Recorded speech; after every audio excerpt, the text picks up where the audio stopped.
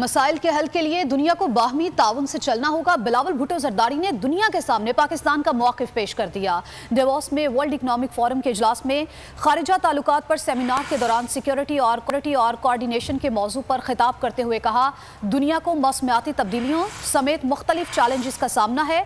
तीसरी दुनिया की मईशतें इस वक्त दबाव का शिकार हैं। कोरोना के बाद दुनिया पर बहुत असर पड़ा। उम्मीद करता हूँ कि न्यू वर्ल्ड ऑर्डर तश्कील देते हुए तरक्की पजीर मुल्कों को भी सामने रखा जाएगा।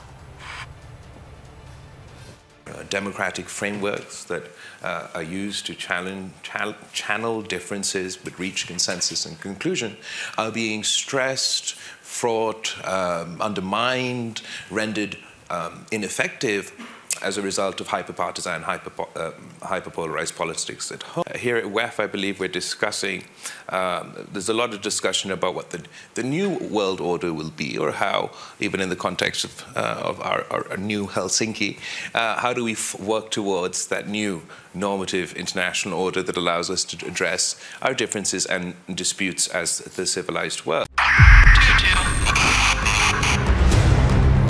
2022 बहुत सारे तोहफे भी देखे गया पाकिस्तान की अवाम को एक तोहफा ये दिया कि अवाम को पता चल गया कि पाकिस्तान का मीडिया क्या है। साल 2022 में सबसे ज्यादा देखे जाने वाला चैनल बोल न्यूज रहा नंबर 1। हमने बहुत सारे शोज और ट्रांसमिशंस की, पूरा साल मुसलसल जदोजहद में निकल गया कि ये वोट ऑफ कॉन्फिडेंस के पीछे कौन लोग थे। तोड़े रेटिंग के सभी रिकॉर्ड।